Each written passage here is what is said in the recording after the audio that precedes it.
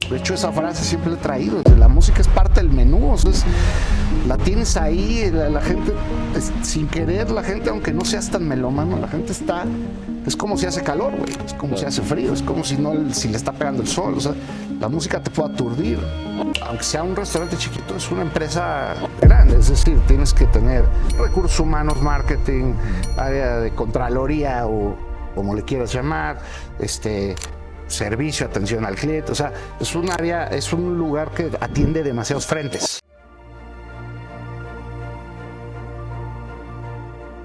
Gracias una vez más por acompañarnos en este podcast Proyecto de Gastrosofía, donde siempre hemos tratado de abarcar a toda la industria gastronómica, a todos los que han aportado a esta gran industria que siempre hemos respetado, querido, y también de nuestra parte como proveedores aportado también. Y hoy estamos aquí en un restaurante en Polanco, en Restaurante Centani. Y nos acompaña aquí nuestro invitado de hoy, Eduardo López Guerrero. Muchas gracias por acompañarnos, por recibirnos en este gran lugar en Centani. Y estamos aquí en la terraza, pero abajo, atrás y por donde le quieran ver en este lugar, hay mucha historia y mucho que contar. Bienvenido y muchas gracias. Gracias a ti, gracias a ti. Pues aquí andamos. El Centani lleva casi 14 años desde que empezó en La Condesa. Empezó siendo un restaurante chiquito, en una esquina, en La Condesa. De ahí nos invitaron a participar en algunas cosas en San Miguel de Allende y nos fuimos involucrando. Y tomamos decisión muy rápida de abrir en San Miguel de Allende. Fue prácticamente al año y medio, 2 de tener el restaurante en La Condesa. En San Miguel sí ya fue otra cosa, ¿no? Fue mucho más grande, era una casa, o es una casa, pues tipo San Miguel, con diferentes cuartos. Y yo ya traía toda una onda con la música. Entonces, al darnos cuenta que los espacios eran muy grandes, es decir,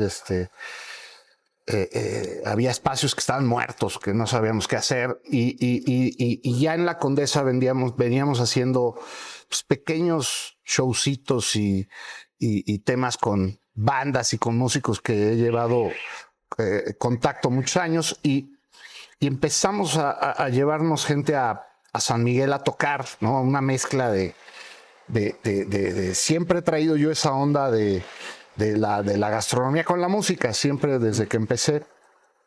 Y de alguna manera San Miguel nos dimos cuenta que era un hervidero de talento, ¿no? O sea, llegas a un pueblo que tiene jubilados a el baterista de Rod Stewart y luego al trompetista de Santana, y había por ahí caminando un vocalista de no sé quién, y claro, entre que están pachecos y no, y otro medio ya viajado, empiezas como a conectar con ellos y empezaron a armar como sus grupitos, sus banditas. Ellos tocaban pues en pubs o en lugares más serios o más chiquitos. Entonces cuando abre Centani en San Miguel, sí éramos como un lugar italiano más grande, más protagonista. Teníamos ese espacio ahí abajo que nos venía muy bien adaptarlo a bar, y se convierte a los 6 meses ese espacio en un bar padrísimo de música en vivo,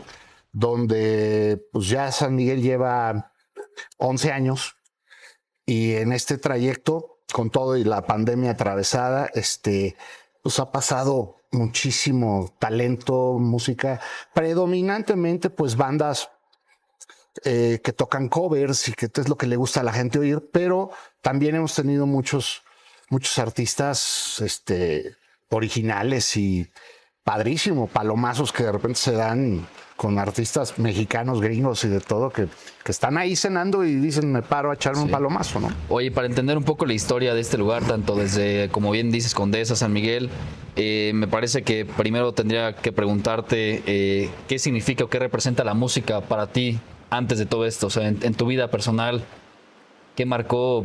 ¿Qué? Sí, bueno, desde mis abuelos, tanto paternos, maternos, traen la música dentro. Mi abuelo pues, le encantaba ir a los piano bares a cantar, nos llevaba de chavos, de alguna manera siempre en las reuniones familiares, o mis papás, pues colecciones de discos, y crecí en ese ambiente con mucha música alrededor, ¿no? ¿Y recuerdas algún momento en que tuvieras contacto con la música, algún concierto, algún artista que dijeras, de aquí la música y yo para siempre? Sí, creo que fue algún cumpleaños o algo que me llevaron a escoger un disco, ¿no? O sea, pues que tendría yo a lo mejor 7 años, 6, 7 años. Y me acuerdo que escogí un disco que era como un popurrí eterno, ¿no? De que estaba sonando en el radio, pues porque era donde uno oía la música, y era un popurrí de los Beatles, ¿no?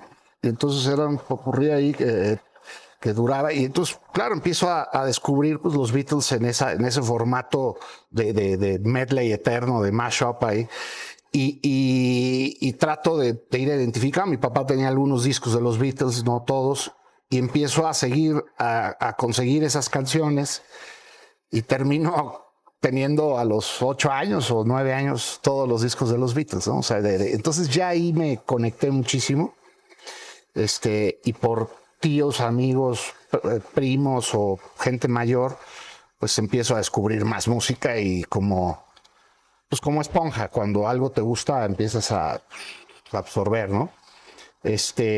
Básicamente ahí fue un parteaguas. Nunca he sido músico, nunca tocaste instrumento. Toqué el piano alguna vez.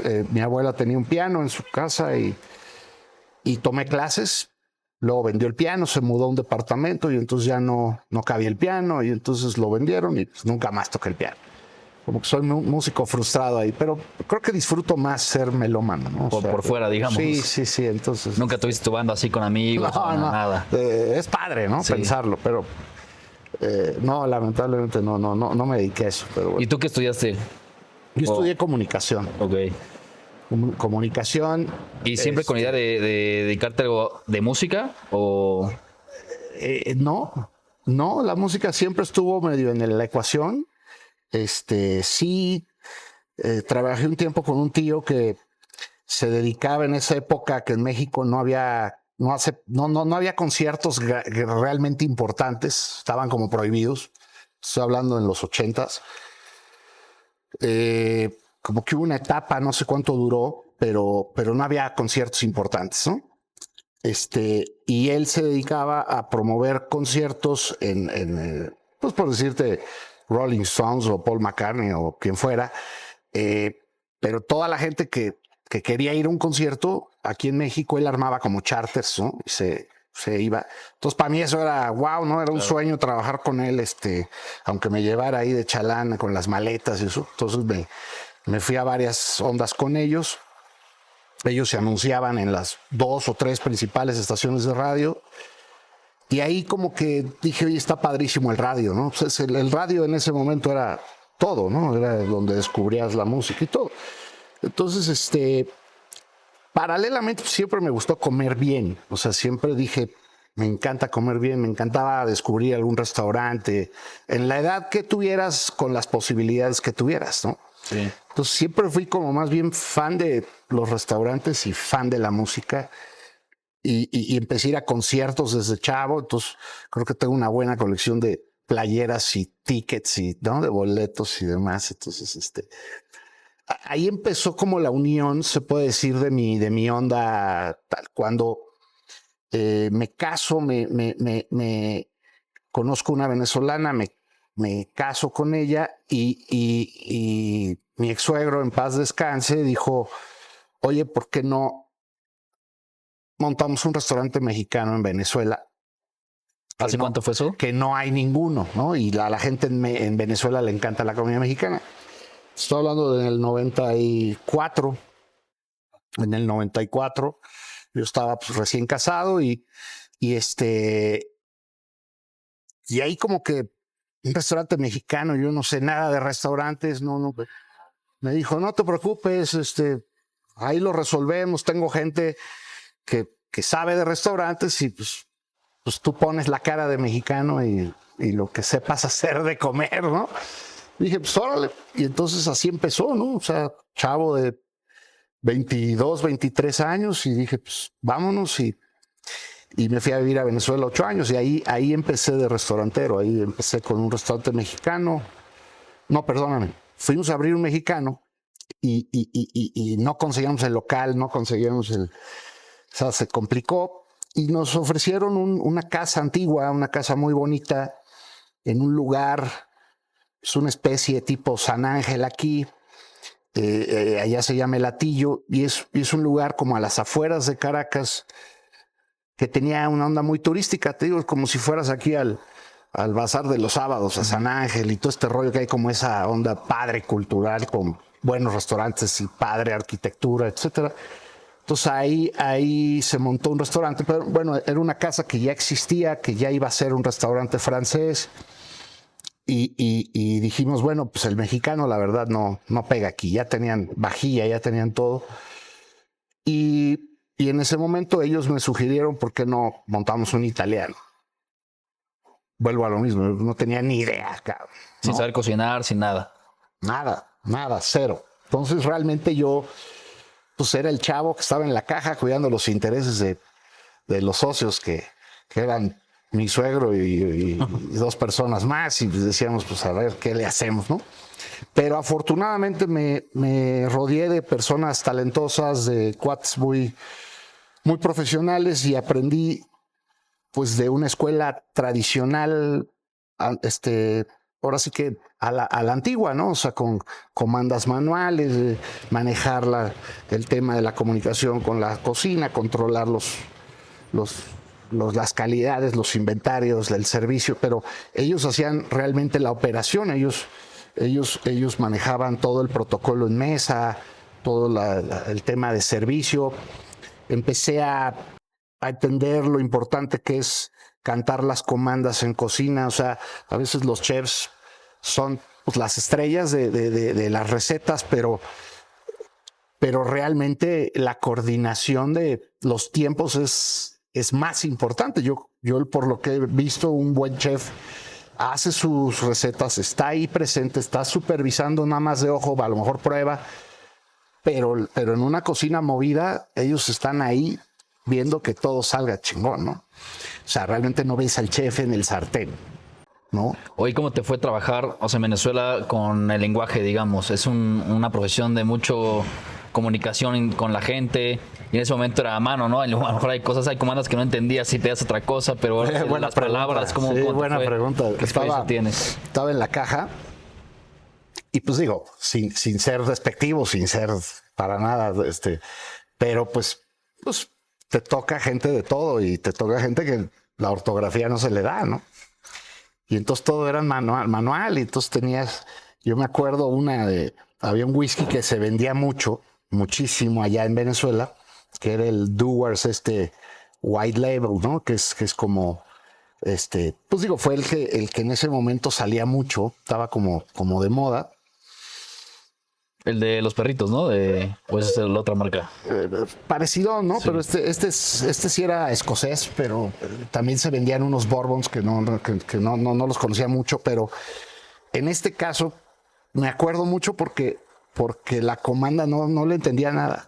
Yo decía, ¿qué dice aquí? Pero es que era con G y entonces decía white, no, pero white con G, white, level, ¿no? Entonces, sí, pues pasaba eso, que aparte de la caligrafía o de la mala letra no le entiendes, y la ortografía, entonces, pues era el código 236 del café y el 237 del agua, o sea, en esa época que de alguna manera vas de cero, tenías estas comanderas que pues vas poniendo todas las cuentas, que fíjate qué chistoso, cuando ya empieza todo el tema sistematizado a funcionar, y por algo se te va la luz, por algo pasa que inclusive tuve casos de restaurantes que te chamaquean y abres y te sabotean los cables, y en tus primeros días, y pues ahora sí que sin haber hecho un buen filtro personal, te cortan el cable, te quedas sin sistema, el restaurante está lleno,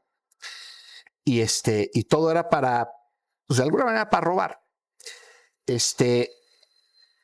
Volver o tener las bases de un sistema manual como plan B es básico. Sí, ya sabes. Ya nadie lo sabe hacer, ¿sabes? Sí. O sea, si ahorita tú pierdes la conexión con cocina aquí, nadie va a saber qué hacer. O sea, sí. Entonces la comanda con la copia, con la madre, con el mientras plan B. Escriban bien, no hay pierde. Claro, pero es que estás hablando de un lugar que trae una rutina de servicio donde estamos aquí sentados y estamos echando un drink y pides algo o estamos ya con los tiempos esperando la cocina.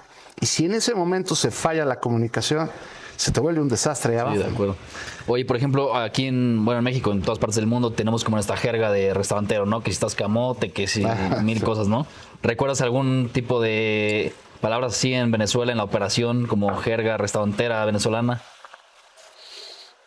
Estamos abollados. ¿Abollados? Abollados era justo, te están pateando, te están madreando, entonces era así, estás abollado, estás con golpes, ¿no? Entonces, sí, me acuerdo. Alguno, digo, de Venezuela, ahí estuve 8 años, entonces abrimos el italiano, chistoso, porque pues, entonces ahí empecé a entender el tema italiano. Era un momento donde el Nouvelle Cuisine estaba como en moda, en apogeo, y era un estilo de restaurante italiano más afrancesado, más sofisticadón. ¿Le fue bien al restaurante? Le fue muy bien, duró muchos años, duró creo que 10, 15 años o más, no sé. Yo salí antes, pero de ahí entonces sí retomamos la idea del mexicano. Fue una etapa también bien padre porque el mexicano era más una taquería con una mezcla de conceptos de aquí de México, que era lo que yo venía experimentando de esa edad, pues que estaba padrísimo. Me acuerdo que acababa de abrir, si mal no recuerdo, acababa de abrir Fishers o la parte de Fishers que ya estaba aquí en Polanco, que tenía esta onda que esperabas y súper novedosa, las manteletas y muy padre. El concepto cuando ellos empezaron era súper padre, ¿no? Y esperabas y te daban una chelita y entonces esa onda de alguna manera yo la traía en ese momento fresca de ser mexicano y como que la implementé, pero también yo quería un concepto de taquería muy abierta, muy a la vista de la gente. Entonces, pues de toda la vida habíamos ido que si al Charco de las Ranas o ese tipo de taquerías que hoy en día las ves normales en todos lados, pero no era tan común ver taquerías así. Entonces, se unieron varias cosas. Sí teníamos platos ya más elaborados, pero era una especie de bar con taquería, pues que era lo que normalmente la gente busca en el extranjero. Tacos, ¿no? O sea, la gente, oye, mexicana, hay unos tacos. Sí. Entonces dijimos, pues unos tacos. Y en ese momento estaba llegando a Venezuela o adquiriendo en Venezuela, pues es otra época, ¿no? Eso hoy en día ni se imaginan, ¿no? Pero en esa época pues estaba fuerte Procter & Gamble, estaba Comex comprando la cementera de allá, estaba Bimbo comprando la similar de Venezuela. Entonces entraron un montón de mexicanos a corporizar, así que a agarrar toda esa onda de mercado. Y entonces cuando yo estaba en la embajada tramitando algo, ¿no? De mi actualización de algo, no me acuerdo. Y también fui a preguntar cómo podía yo apoyarme en la embajada, en el consulado, a traer algo de producto, tequilas ¿no? Y el embajador estaba por ahí y oyó. Y dijo, a ver, ¿en serio vas a hacer algo 100% mexicano? Y me entrevistó casi ahí. Le dije, sí, estamos en esto. Y lo invité a ver el local. Nos hicimos amigos. Me dijo, yo te consigo cómo traer Don Julio y cómo traer... no sé si se acuerdan, pero el tequila, pues el tequila realmente empezó a venir en auge de los 90s para acá.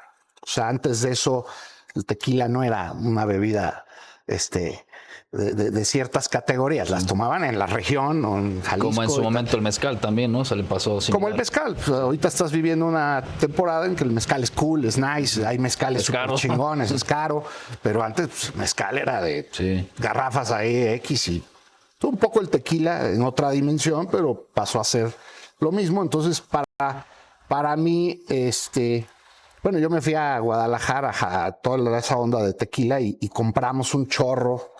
Mi papá y yo me ayudó y compramos un chorro de botellas de tequilas de diferentes, era pero para decorar. Y nada más era pues mexicano y pues, las típicas cosas que haces en el extranjero, ¿no? Como que, pues, oye, mira, son puros tequilas.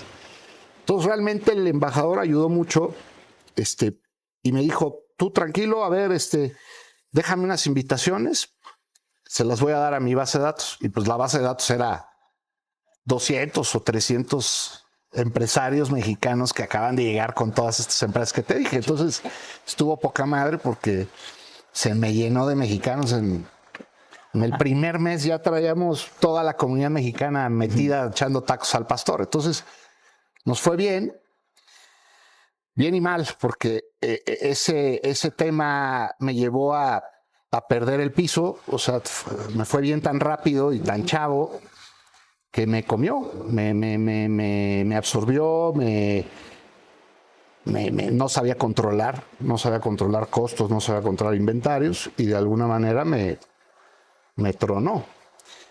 Terminé mal con mis socios, es decir, prácticamente fue una etapa difícil porque el restaurante iba bien, pero por otro lado yo empecé a crear otras cosas como un centro de acopio y como cosas que estaban mal diseñadas, mal, sin experiencia. Entonces no era el momento y lo bien que le iban a los dos, pues empezó a fugarse por otro lado.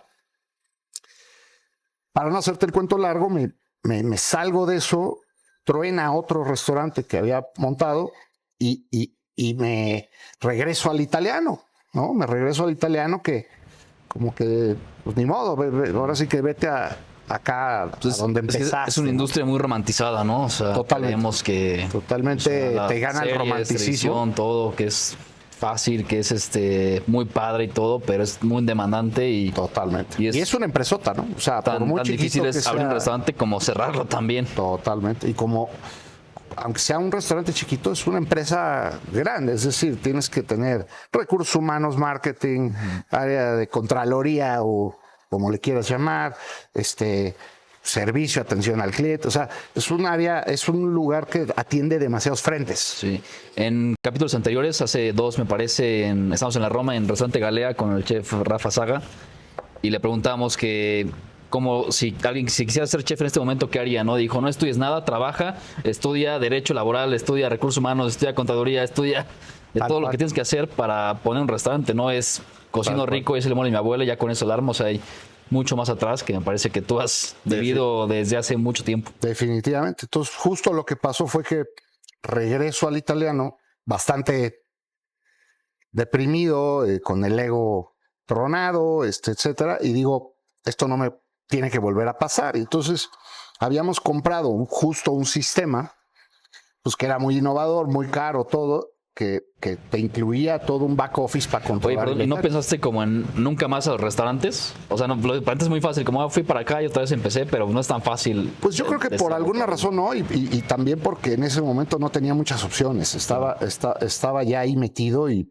tenía una responsabilidad de sacar adelante el otro, porque mi relación era más directa con mi ex suegro y era una relación más familiar que el otro, que era más de amigos, y entonces no podía yo abandonarlo, ¿no? Entonces dije, pero tengo que hacer que esto sea un éxito y que y entonces hablé con la empresa de sistemas, le dije, oye, yo te compré este sistema, sé que incluye todos estos controles y de alguna manera no estoy encontrando o no estoy sabiendo cómo utilizarlo. Me empiezan a dar el curso que incluía, pregunto y me empiezo a clavar. Y era un momento en que nadie lo usaba. Era un software realmente hotelero, nadie lo usaba. Y me dice el dueño, mira, Lalo, pues, o te devuelvo tu lana. Mira, el software sé que lo hace, me dice. Pero o te devuelvo tu lana, o te mando un poco camuflajeado como empleado nuestro a Maryland, a que te contesten todas las preguntas. Ya superabas Y entonces le dije, pues mándame a Maryland. O sea, yo no gano nada que me des X ¿no? O sea, entonces dije, pues mándame, yo quiero aprender esto y me voy a Maryland, no sé, un par de semanas, un pedo así. Y regreso a implementar mi back office y lo implemento. Chingón, y Y luego un amigo que tenía el mismo software, que era mi vecino, y me empieza a ver, ¿qué haces con eso? Yo me acuerdo que me compré mi primer laptop, que era una madre así alta, choncha, ¿no? Sí.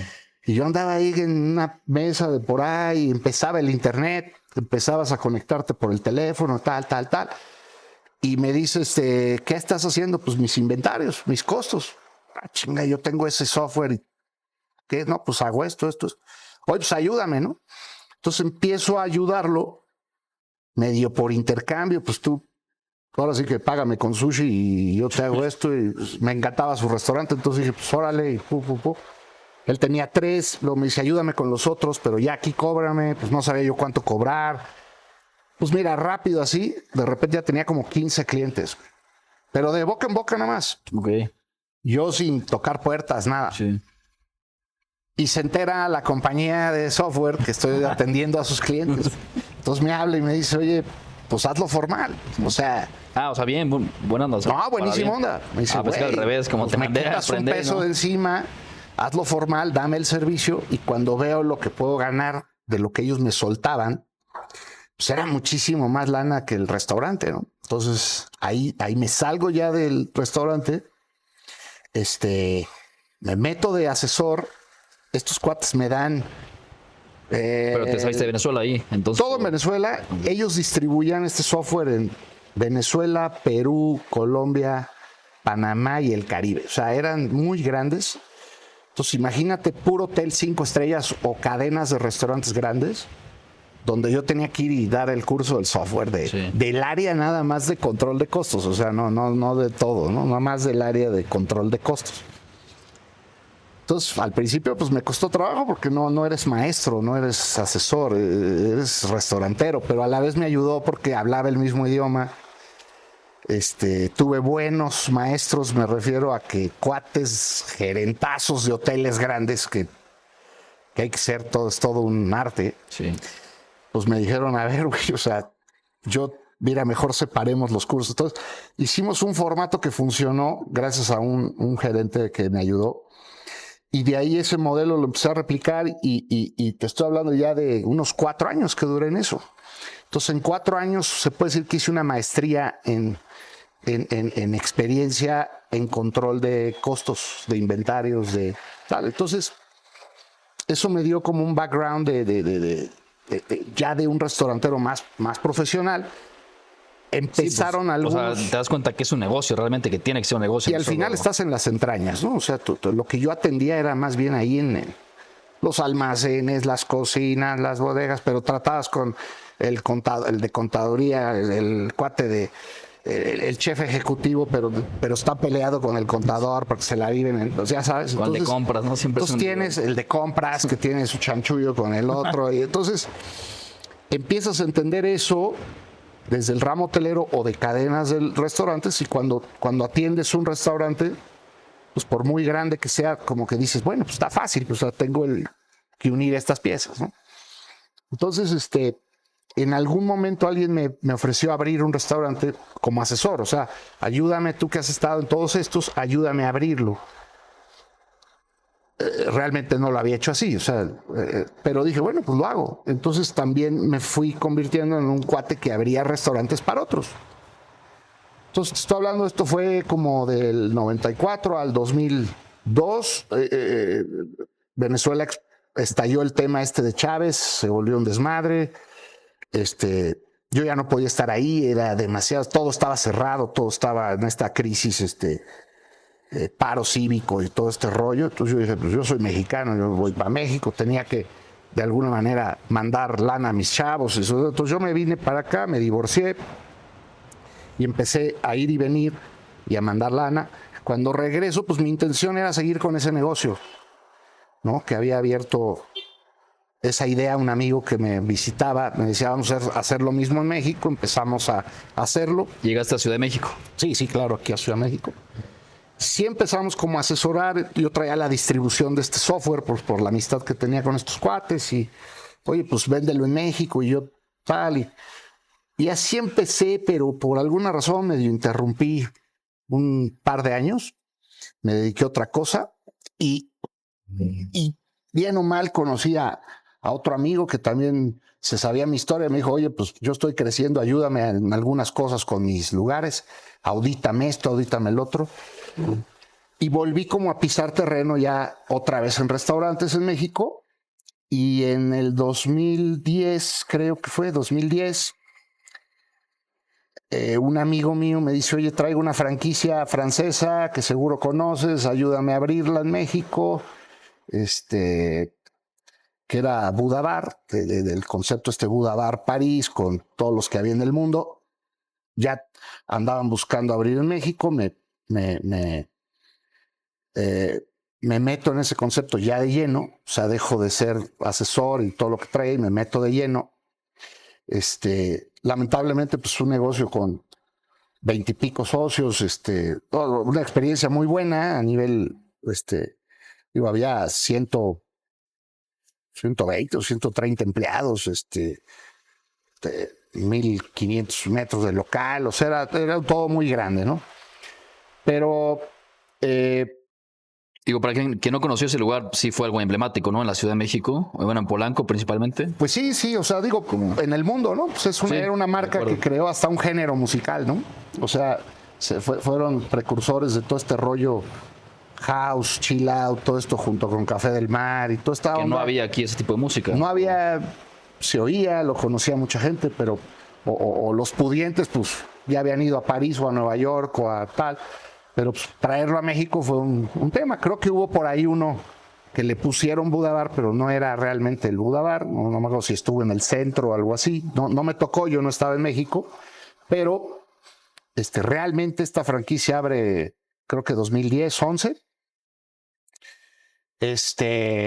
Yo la opero el primer año. Y justo, ¿no? Parte de las experiencias que hablábamos el otro día, de experiencias buenas, experiencias malas, todo, o sea, increíble, un negocio de esa cantidad de inversión, que de repente digas, chin, ¿por qué no jaló, no? O sea, ¿qué pasó, no? Y es toda una mezcla de cosas, estaba en una esquina de las más importantes de Mazarik, estaba con todo el power de prensa, relaciones públicas, todo, sí, el primer año nos fue súper bien, ¿no? Pero toda esa parte interna, toda esa parte de socios, el no poner límites, el no definir cosas puntuales, no tomar las riendas del negocio como debe de ser. O sea, ahí pasaron cosas importantes que a mí como dirección de operación no se me olvidan. Es otra parte de decir, si hubiera hecho esto... Sí. Seguramente y a diferencia de operar un restaurante con alimentos, o sea, ¿cómo es operar un lugar de ese tipo donde el fuerte pues, es más la bebida, más el alcohol y la gente, los clientes, es más complicado también lidiar con todo eso? Pues mira, el nombre te lleva hacia eso que dices, se llama Buda Bar, ¿no? Estás clavado con los discos que vendían, con los DJs famosos, con cosas. Entonces, sí, Buda Bar traía un rollo que antes de que salieran rolas, ellos las tenían 6 meses antes, cosas de ese tipo, ¿no? O sea, pero inclusive los locales son conceptualizados alrededor del DJ, ¿no? O sea, el DJ tiene que estar viendo restaurante, bar al mismo tiempo. Bueno, pero es interesante lo que dices, porque realmente es un restaurantote.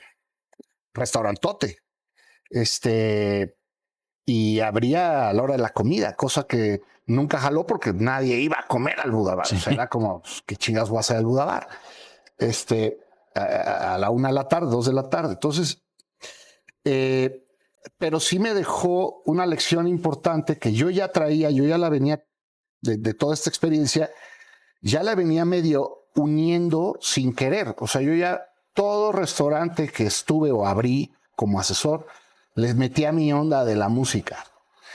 Los restaurantes, no sé si a ti te tocó, te acuerdes, etcétera, pero les valía madre la música. O sea, te ponían una pantalla con Sí. la tele y de fondo, o te ponían algún tema ahí.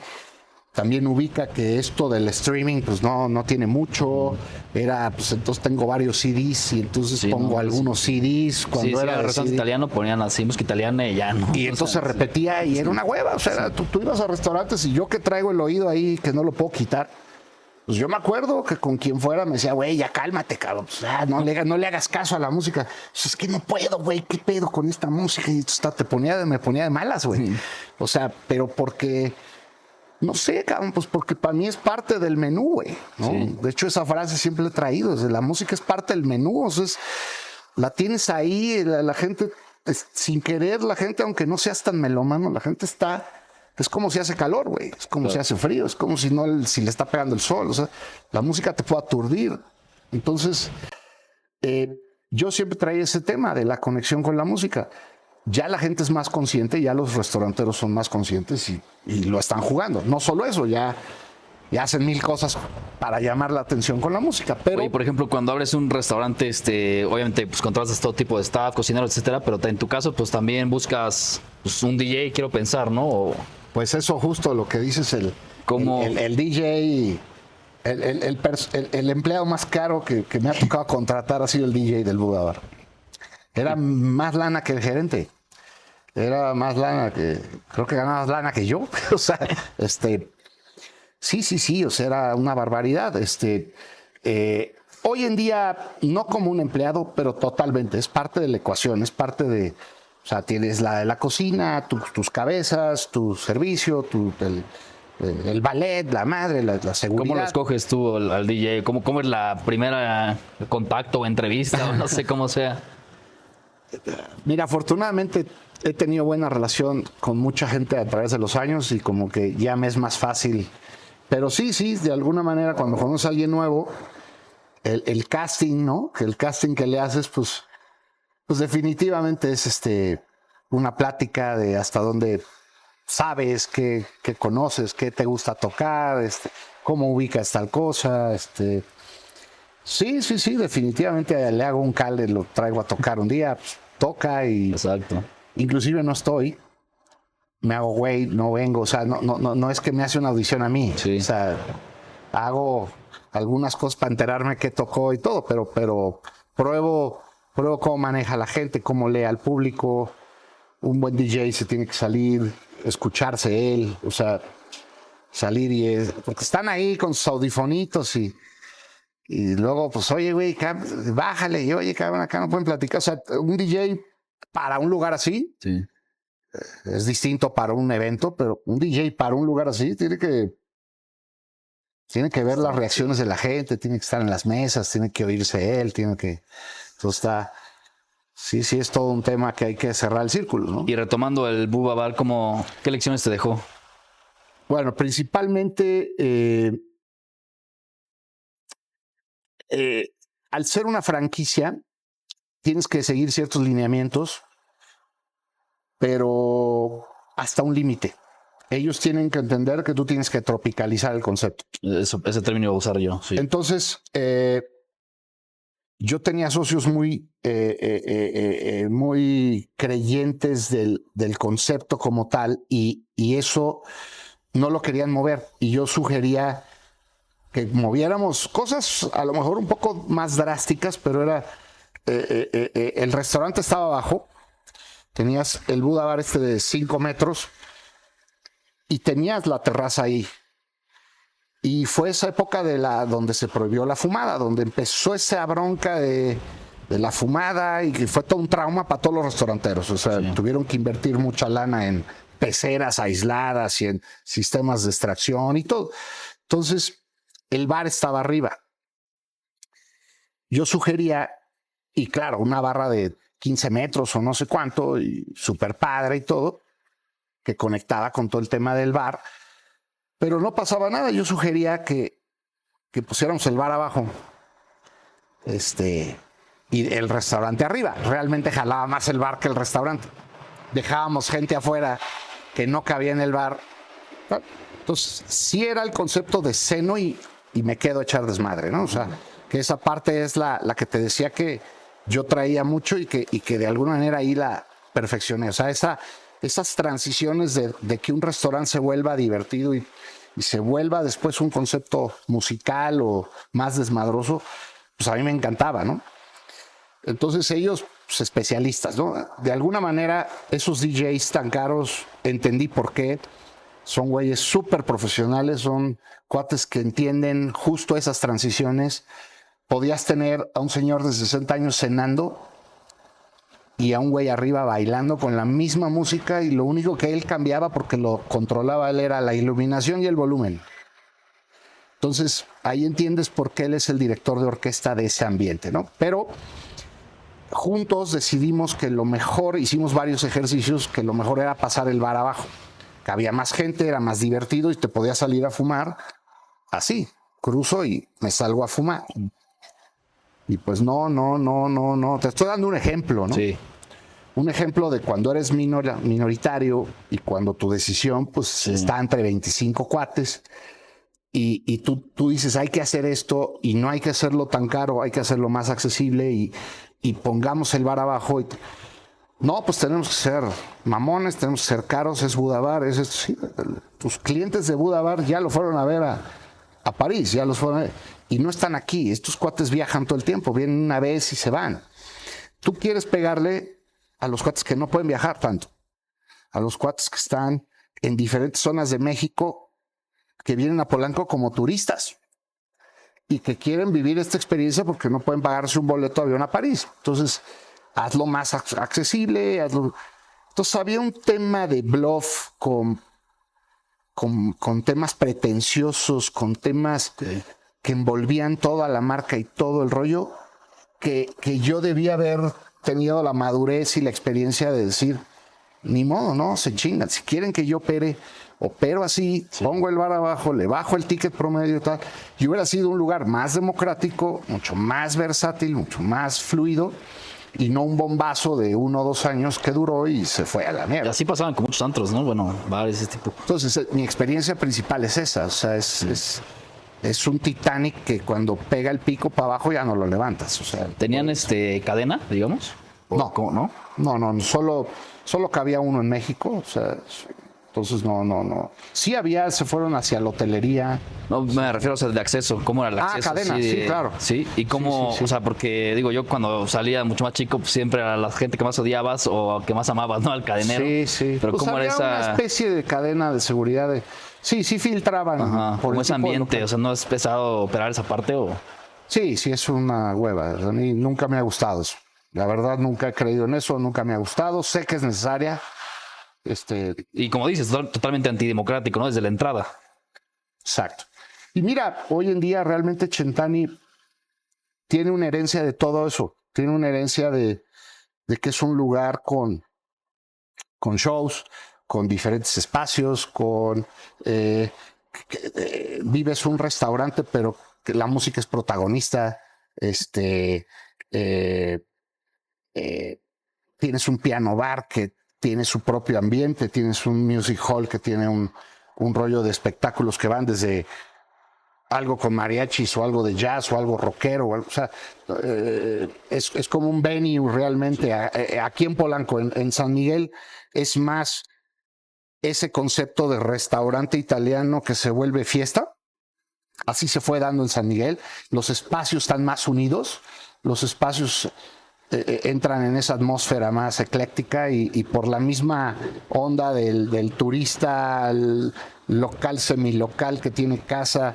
Lo que sucede en San Miguel es que es una especie de Valle de Bravo para los chilangos, nosotros que muchos tienen casa en Valle y te queda 45 minutos. Bueno, San Miguel es eso para el de Celaya, el de León, el de San Luis, el de Querétaro, que van, tienen ese rollo que conocen de muchos lugares de muchos años. Es gente del Bajío, es gente, empresarios de mucha lana, empresarios padres, gente de todo, con todo lo que lamentablemente pasa en el Bajío hoy en día con la inseguridad, pero se refleja más en las carreteras y eso que en San Miguel. San Miguel realmente está muy, muy cuidado, muy protegido. A eso súmale toda una herencia de extranjeros viviendo ahí que se han ido renovando.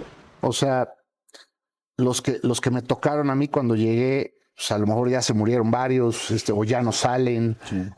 O sea, entonces, sí, pues digo, si yo llegué y tenían 60 años o estaban jubilándose a los 60, 65, ya tienen 75, van por 80. Exacto. Entonces ya de repente ya no.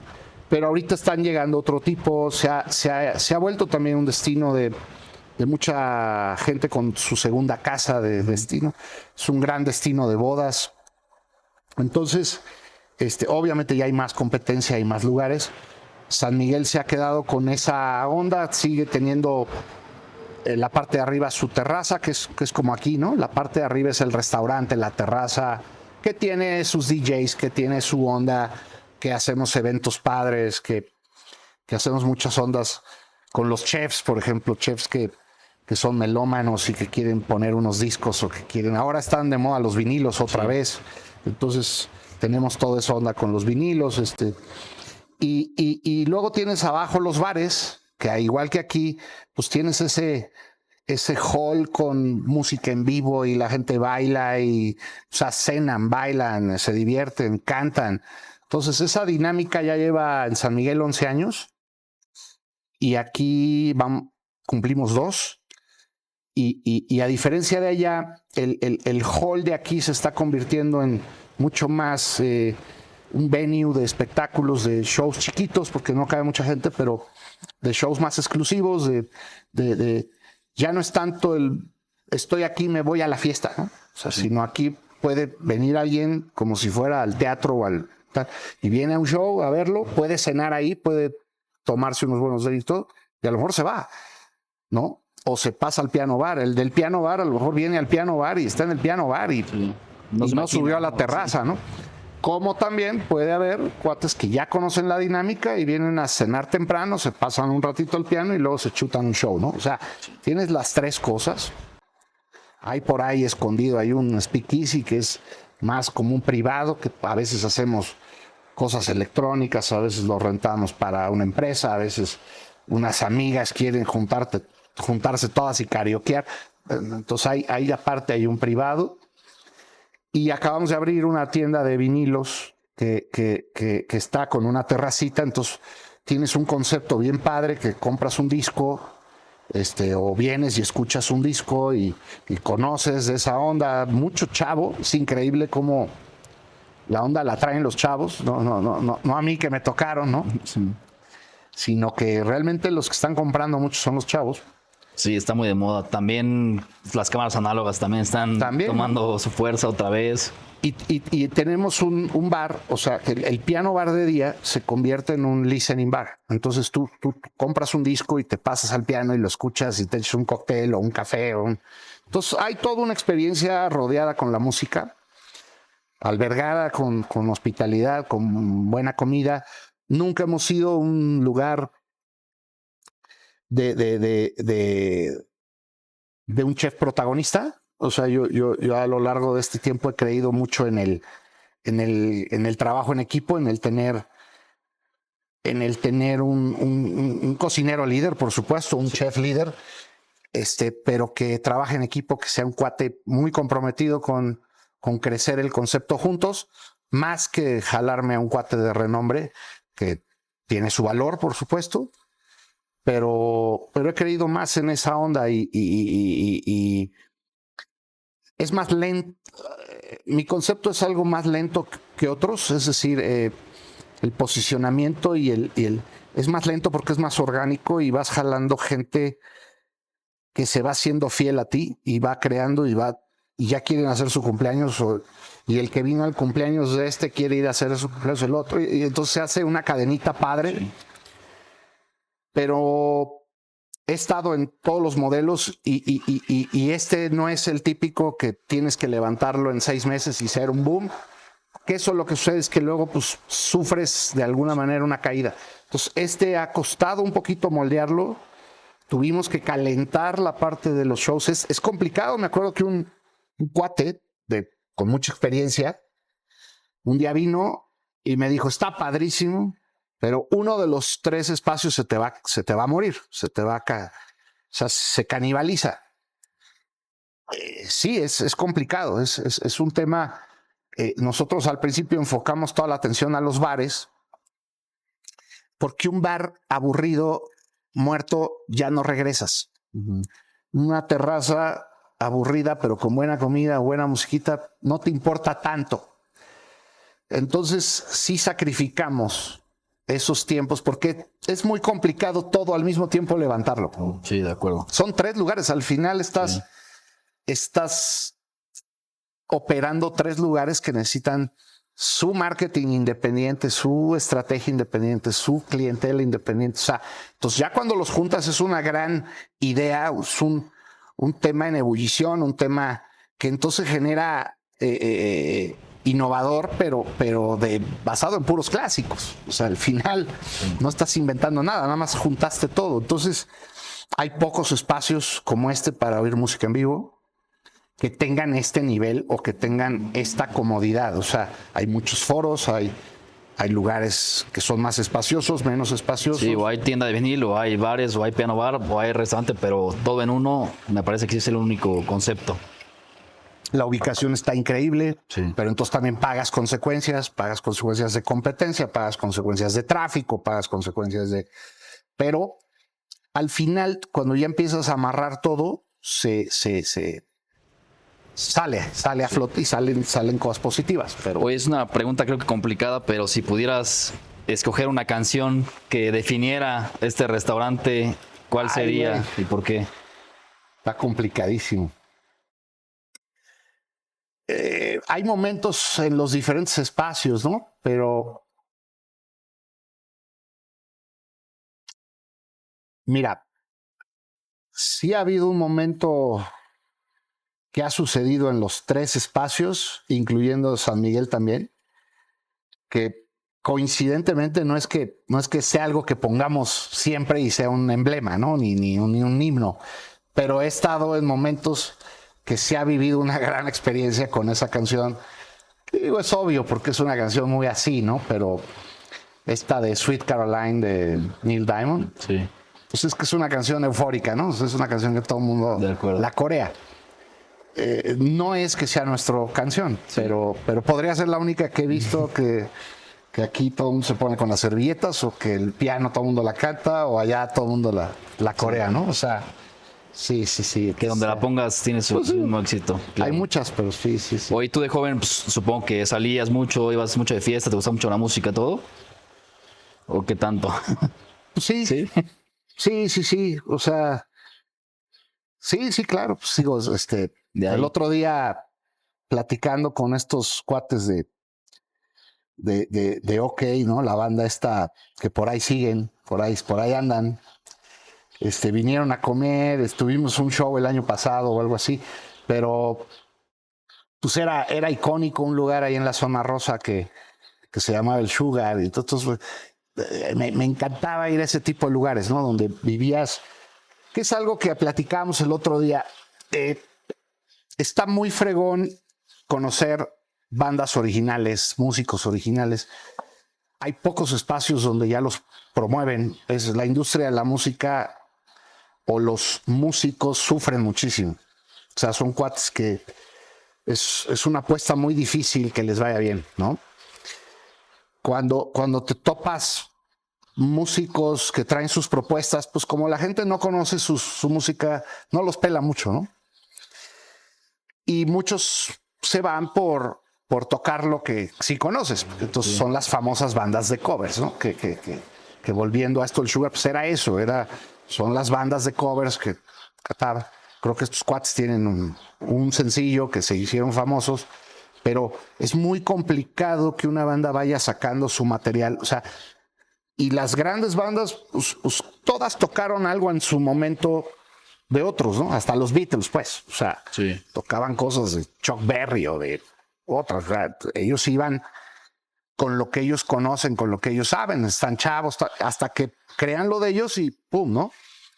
Pero a lo que voy es, hoy en día es muy diferente tener un super DJ y que toque padrísimo a sentir una banda en vivo. Cuando tú sientes una banda en vivo, es en vivo, sientes los trancazos de la batería, sientes la guitarra, sientes esto. En el estilo que quieras, o sea, no tiene que ser rock, en lo que quieras oír. Siempre es diferente, ¿no? Acabo de ir a un concierto en el auditorio de música clásica. Tenía 1000 años de no ir a un concierto de música clásica que me obligaban a ir. Sí. Y se me antojó ir ya de adulto, ¿no? Y wow, cabrón. O sea, 300 coristas y no sé cuántos. O sea, oír esa madre o sea, es totalmente otra cosa. Aunque la oigas en lo más hi-fi definition que tengas en tu casa.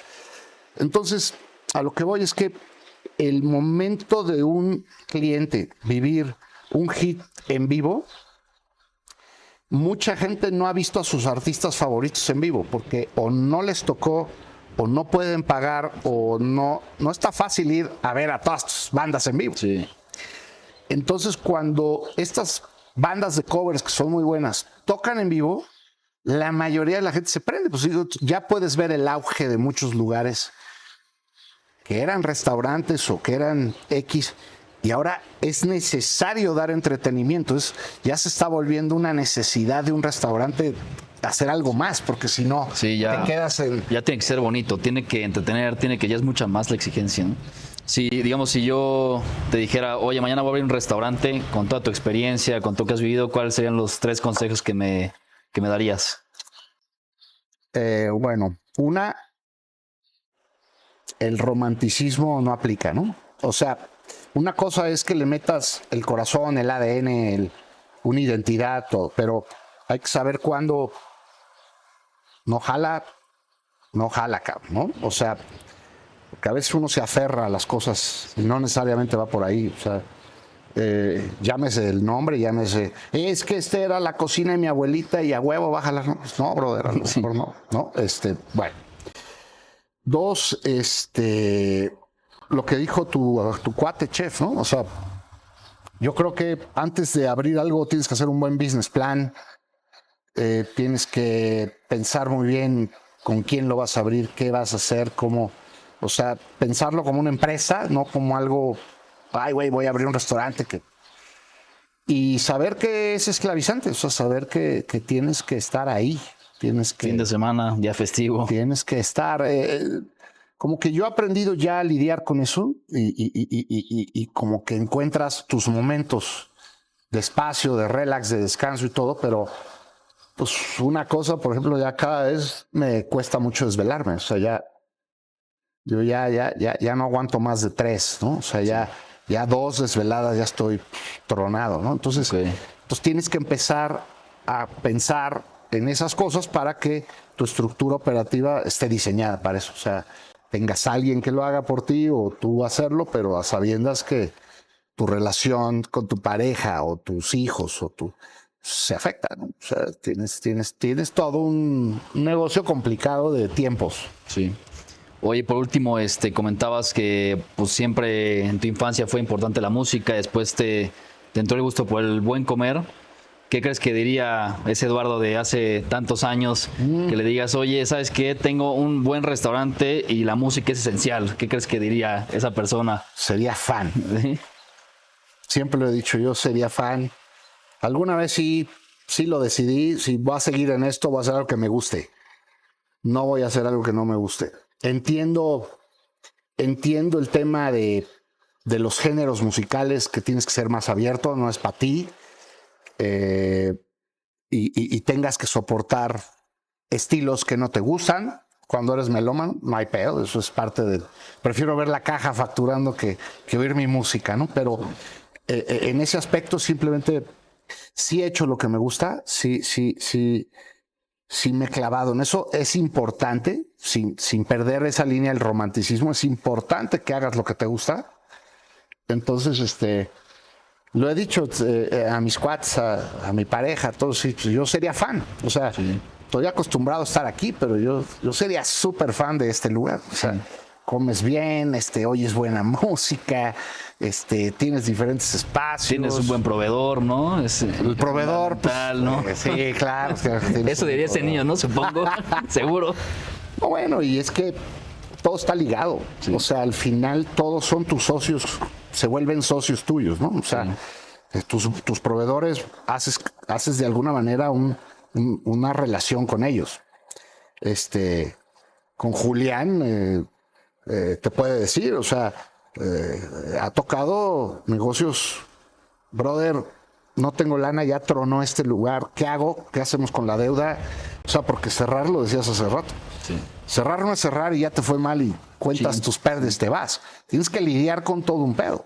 Tienes que lidiar con demandas laborales, tienes que lidiar con proveedores, y principalmente dar la cara. O sea, tienes que agarrar y decir, ¿qué hacemos, güey? O sea, yo me acuerdo que con Julián decía, tengo unas sillas, güey, tengo unas vajillas, pues sí, cabrón, dame, a ver, sí, güey, yo creo que esto lo conecto con no sé quién. O sea, esa parte difícil, pero vuelvo a que creas una relación, creas una amistad. Y de eso se trata, que en los momentos buenos te apoyan, tú apoyas porque de alguna manera te está yendo bien, compras bien, pagas bien, todo. En los momentos malos te apoyan, ¿no? O sea, oye, ¿qué hago? No, mira, vas, a ver, libérame págame esto. O sea, y luego poco a poco esa relación se vuelve como de amigos. Tú a un amigo le pides un favor y luego él te pide uno y estás y haces negocio, ¿no? Pero esa parte es importante en un restaurante. Claro. Pues bueno, pues muchas gracias. Yo le diría a ese Eduardo de hace tantos años, le diría, pues lo logró, aquí está el resultado. Aquí está reflejado en este capítulo. Espero les haya gustado mucho, espero hayas disfrutado. Gracias por recibirnos, por contarnos toda la historia. Y pues bueno, por último tenemos aquí un mandil de Gastrosofía, donde si nos puedes ayudar a poner tu firma, alguna frase emblemática o algo que para ti signifique esta industria, esta vida, lo que tú quieras. Claro. Así que adelante. Aquí nos han puesto varios invitados, varios chefs también sus palabras. Puedes chismear. Así que adelante, cuando te sientes cómodo, con gusto. Life is music. Pues bueno, refleja claramente este capítulo en este gran lugar. Y por último, pues bueno, ¿qué estamos tomando? Estamos echándonos un Buffalo Trace, que es un bourbon riquísimo. Lo acabo de descubrir, nos invitaron a conocer la destilería. Yo soy tomador de whisky, mas no conocía bien de bourbon y resulta que me he hecho fan del bourbon. Tiene su onda, tiene su estilo, es más dulce, es más pero bueno, ahí se los recomiendo con Pues gusto. perfecto, pues salud, muchas gracias, espero disfruten, nos vemos pronto, como cada martes pueden escucharnos aquí en Paladares y Relatos, un proyecto de Gastrosofía, como siempre, en YouTube, Spotify, en todas nuestras redes sociales, síganos como Gastrosofía, gracias, nos vemos pronto, salud. Gracias por acompañarnos, este episodio fue presentado por US Meat Export Federation, muchas gracias.